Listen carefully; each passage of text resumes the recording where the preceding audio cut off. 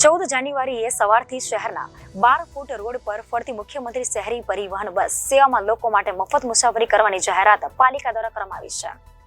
ભરૂચમાં ઉત્તરાયણ પર્વ પાલિકા દ્વારા લેવામાં આવ્યો છે મહત્વનો નિર્ણય। ઉત્તરાયણ પર્વ તથા અકસ્માતોને નિવારવા નવતર અભિગમ અલગ 12 રૂટ પર શરૂ કરાઈ મફત સિટી બસ સેવા।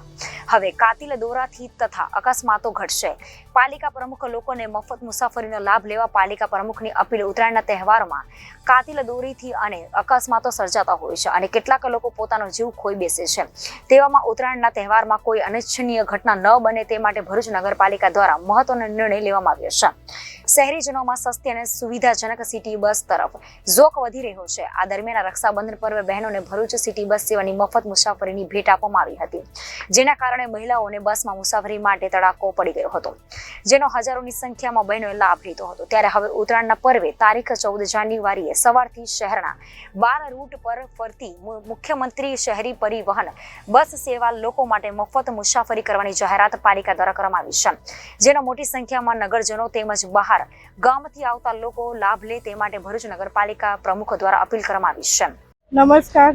આવનાર મકર સંક્રાંતિના તહેવાર નિમિત્તે ભરૂચ નગરપાલિકા તરફથી હું સૌને હાર્દિક શુભકામનાઓ પાઠવું છું। ભરૂચ નગરપાલિકા અને ધારાસભ્યને રજૂઆતથી ભરૂચના હદ વિસ્તારમાં જે સિટી બસો ફરે છે એને મકર સંક્રાંતિના દિવસે આપણે તદ્દન ફ્રીમાં નગરજનો માટે કરવામાં આવ્યું છે। મકર સંક્રાંતિના તહેવાર પર જે પતંગની દોરીઓથી જે અકસ્માતો બને છે ને જે લોકો જીવ ગુમાવે છે એને ધ્યાનમાં લઈને હું નગરજનોને નમ્ર અપીલ કરું છું કે મકર સંક્રાંતિના દિવસે આપણે વધુમાં વધુ સિટી બસનો ઉપયોગ કરીએ અને એ અકસ્માતોથી આપણે બચીએ અને આ તહેવાર આપણે ખુશીથી મનાવીએ એ માટે હું નગરપાલિકા તરફથી નમ્ર અપીલ કરું છું શહેરીજનોને। Reporter Viral Gohil, Janadesh news, Bharuch.